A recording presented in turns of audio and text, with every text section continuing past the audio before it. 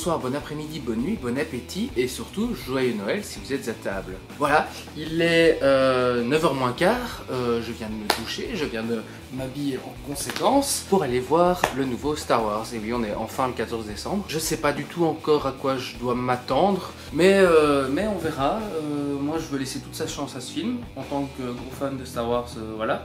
Je vais me mettre en route et puis on va voir ce que ça donne, hein. On se retrouve après le film. Ciao.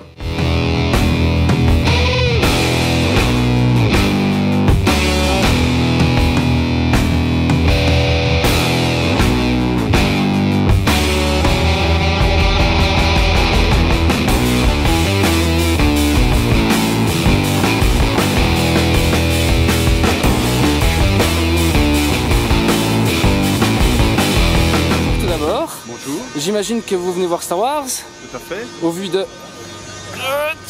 magnifique sac. Bonjour tout d'abord.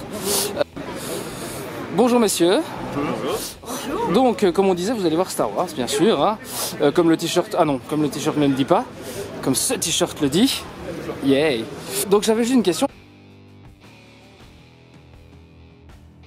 Les attentes particulières par rapport à Rogue One, c'est que les codes de Star Wars soient respectés comme ça l'avait été l'année passée. J'espère que Disney ne va pas trop casser tout ça, mais ils avaient bien respecté la fois passée, donc je ne suis pas trop inquiète.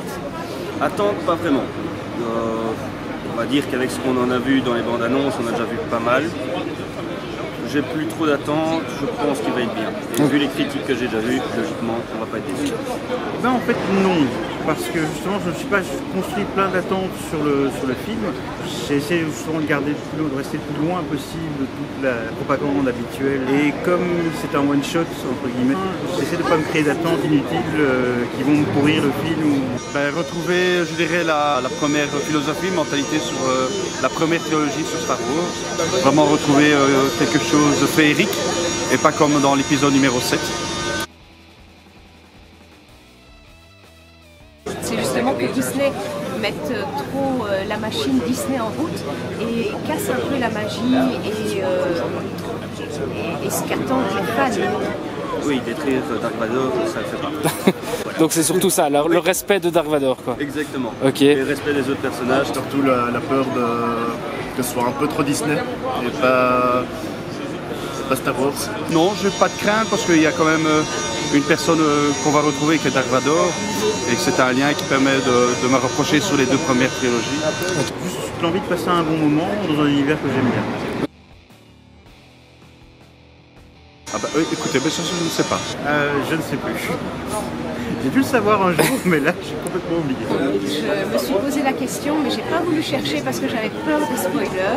Non, d'un roman ou alors de l'escadron dont Luke fait partie par après.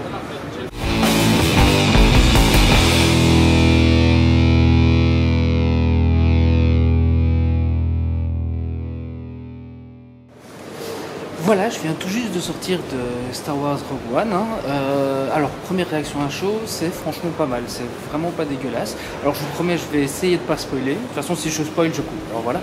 Donc ce que j'ai beaucoup aimé dans ce film, très rapidement, c'est le fait que, de nouveau, on est dans quelque chose de très très réaliste, hein. On n'est pas dans Star Wars 1, 2, 3.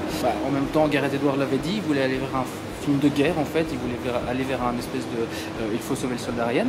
Donc ça c'est le premier aspect que j'ai trouvé très intéressant. Ce que j'ai aussi trouvé très intéressant, c'est toujours le rapport film de guerre, c'est qu'on prend enfin conscience de la vraie violence qu'il y a eu, parce que c'est vrai que par le passé, il y avait des combats spatiaux, il y avait quelques vaisseaux qui explosaient, mais c'était toujours très anonyme, on ne prenait pas conscience de quel personnage mourait, de la vraie violence. Et ici, c'est le débarquement de Normandie, donc il y a des morts, c'est très violent. Et quand ils disent que beaucoup de gens sont morts pour obtenir les plans de l'étoile noire, de l'étoile de la mort, pardon, on prend enfin réellement conscience de à quel point les gens se sont sacrifiés pour ça. Ce qui est pas mal, c'est de nouveau, une fois de plus, le réalisme des effets spéciaux. Hein. Ils ont de nouveau pris le parti d'utiliser des grimages, d'utiliser de l'animatronique, des vrais robots, etc. Donc ça, de nouveau, moi c'est ce que j'avais beaucoup aimé dans le 7. Hein. Après, il y a effectivement le côté, on peut replacer, on peut comprendre ce qui s'est passé, etc., qui est assez sympa. Maintenant, ce qui m'a un peu plus déplu, c'est que, enfin, je suis mitigé à ce sujet, c'est le fan service, c'est le petit caméo, c'est la petite touche, etc. Il y a des moments vraiment très très chouettes, hein. Il y a quelques personnages qui apparaissent, je ne vais pas vous dire qui, des personnages qu'on connaît, qu'on a connus par les épisodes 1, 2, 3, des personnages qu'on a connus dans le 4, 5, 6, pardon. Ils réapparaissent et c'est à certains moments très sympa.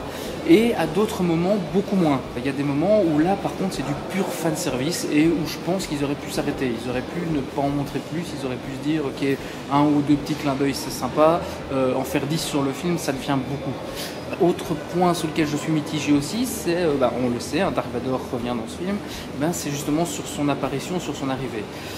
La façon dont il est montré en premier, pour moi, Dark Vador, c'était le grand... Enfin, tout le monde attendait ça.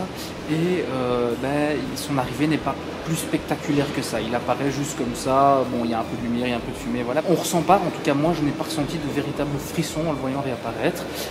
Par contre, il réapparaît à un autre moment dans le film. Et à mon avis, on aurait pu juste se contenter de ce moment-là, de cette apparition-là, qui est beaucoup plus impressionnante, beaucoup plus majestueuse. Mais vous le verrez, vous comprendrez probablement quand vous verrez le film. Après, il y a quelques effets spéciaux qui sont absolument bluffants, notamment toujours par rapport au clin d'œil, au cameo, à l'apparition, enfin comme on veut. Certains personnages justement qu'on retrouve, qu'on connaissait, et au niveau des effets spéciaux, c'est bluffant. Voilà, c'est un peu compliqué parce que il faut parler un petit peu dans le flou sans pouvoir en dire trop, donc voilà, c'est pas forcément évident. C'est vrai que moi j'avais un peu peur en connaissance de cause. Enfin, je veux dire, Gareth Edwards, il a réalisé 2 films, Monsters, qui est emmerdant à crever, et Godzilla qui partait d'un bon sentiment et qui s'est planté complètement, qui était épouvantable. Et de l'autre côté, au scénario, on avait quelqu'un qui a scénarisé, qui avait aussi réalisé et produit des films comme American Pie, La famille Folding, Twilight, enfin des trucs, mon Dieu quoi. Donc du coup, moi j'avais vraiment peur, et ici on sent quand même qu'à mon avis derrière, il y a une énorme équipe qui bosse énormément, parce que bon, on parle d'un réalisateur, d'un scénariste ou 2, mais à mon avis derrière il y a une énorme équipe qui revoit, qui vérifie, qui décide si oui ou non ça passe ou ça passe pas, parce que bon, il faut pas déconner, ça reste quand même Star Wars. Puis finalement, de nouveau ici, alors j'ai pas trouvé de Mickey caché. Voilà, et on ne trouve pas trop la patte Disney. On sent que Disney c'est juste devenu un studio de production, comme Sony, comme Warner Bros, comme n'importe quoi, et qui sont capables de faire des films qui ne sont pas des films Disney pour enfants, des films d'animation, des choses comme ça. Hein. On l'a vu par exemple avec les derniers Marvel qui sont très très sombres. Et ici dans Star Wars Rogue One, c'est très très sombre aussi. Je reviens sur un côté un petit peu que j'ai moins apprécié. Alors ça reste un bon film, ça reste très sympa, l'univers Star Wars est bien respecté, c'est vraiment chouette.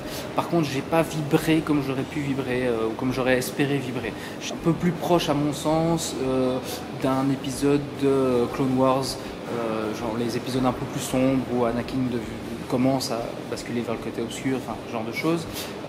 Donc voilà, on est plus dans un petit épisode, mais ça se tient quelque part parce que c'est un one-shot, hein, c'est un stand-alone comme on dit.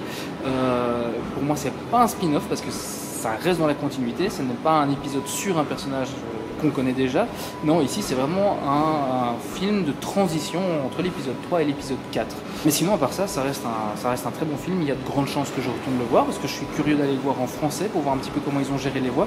Parce qu'il faut savoir que Dark Vador, sa voix en VO, c'est l'acteur qui prêtait sa voix dans tous les épisodes en fait, de Star Wars, dans les épisodes, les anciens épisodes. Donc ça, en tout cas en VO, ça fait vraiment plaisir.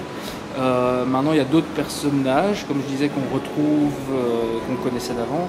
Et là, je serais curieux de voir en version française ce que ça donne, comment est-ce qu'ils ont été bossés là-dessus.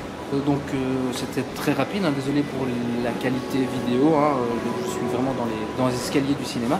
Mais voilà, c'était vraiment pas mal. Je vais arriver à la conclusion, faut-il aller voir ce film ou pas? Moi je vous dis oui, si vous êtes un fan de Star Wars, allez voir. Si vous aimez bien les bons films de science-fiction, allez voir. Si vous aimez bien les bons films de guerre, allez voir. Voilà, pour moi ça vaut vraiment la peine.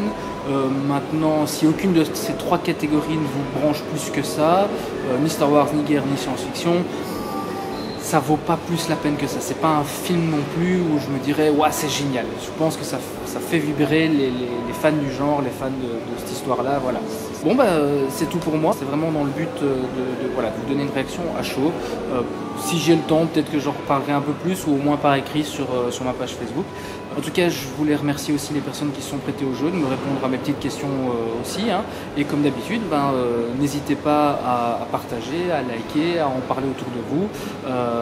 Et puis, je vous donne rendez-vous pour un prochain numéro. Ciao!